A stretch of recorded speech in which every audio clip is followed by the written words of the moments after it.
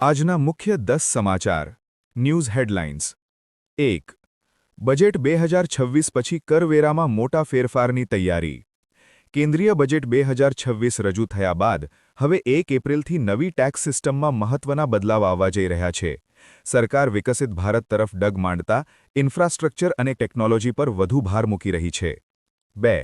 ગુજરાતમાં ગરમીનો પારો વધ્યો. ફેબ્રુઆરીમાં જ ઉનાળાનો અહેસાસ. ગુજરાતમાં ઠંડીએ વિદાય લીધી છે. રાજ્યના અનેક શહેરોમાં તાપમાન 30 ડિગ્રીને પાર પહોંચ્યું છે, જેમાં સુરત 34.6 ડિગ્રી સાથે સૌથી ગરમ રહ્યું છે. હવામાન વિભાગના મતે આગામી દિવસોમાં ગરમી હજુ વધશે. 3. ધોરણ 12 સાયન્સની પ્રેક્ટિકલ પરીક્ષાનો આજથી પ્રારંભ. ગુજરાત માધ્યમિક અને ઉચ્ચતર માધ્યમિક શિક્ષણ બોર્ડ દ્વારા આજથી રાજ્યભરમાં ધોરણ 12 વિજ્ઞાન પ્રવાહની પ્રેક્ટિકલ પરીક્ષાઓ શરૂ થઈ રહી છે. અંદાજે 1 લાખથી વધુ વિદ્યાર્થીઓ આ પરીક્ષા આપશે. 4. નવી દિલ્હીમાં પ્લાસ્ટિન્ડિયા 2026નો પ્રારંભ. પ્લાસ્ટિક ઉદ્યોગનું વિશ્વનું મોટું પ્રદર્શન પ્લાસ્ટિન્ડિયા આજે દિલ્હીમાં શરૂ થયું છે. ભારત નેક્સ્ટ થીમ આધારિત આ ઇવેન્ટમાં 2000થી વધુ આંતરરાષ્ટ્રીય પ્રદર્શકો ભાગ લઈ રહ્યા છે. 5.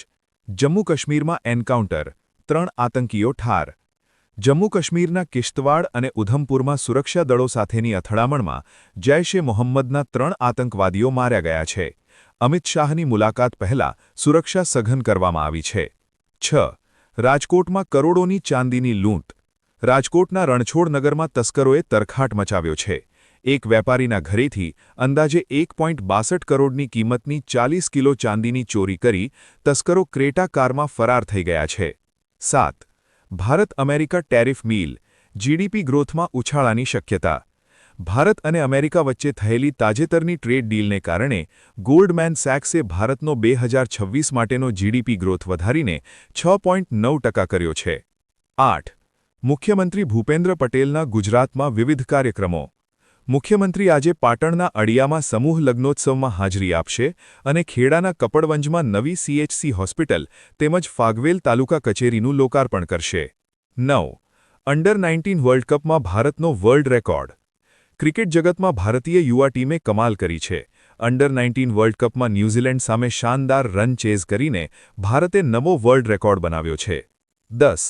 સોના ચાંદીના ભાવમાં ભારે ઉથલપાથલ. વૈશ્વિક બજારની અસરને કારણે સોના અને ચાંદીના ભાવમાં મોટો ઘટાડો જોવા મળ્યો છે. રોકાણકારો માટે આ એક મહત્વના સમાચાર છે, કારણ કે ચાંદી તેના રેકોર્ડ હાઈથી ઘણી સસ્તી થઈ છે. વિશેષ નોંધ: જો તમે શેરબજાર કે રોકાણમાં રસ ધરાવતા હોવ તો મુકેશ અંબાણીએ તાજેતરમાં સોના ચાંદી કરતાં ટેકનોલોજી અને નવા સેક્ટરમાં રોકાણ કરવાની સલાહ આપી છે, જે આજે ચર્ચામાં છે.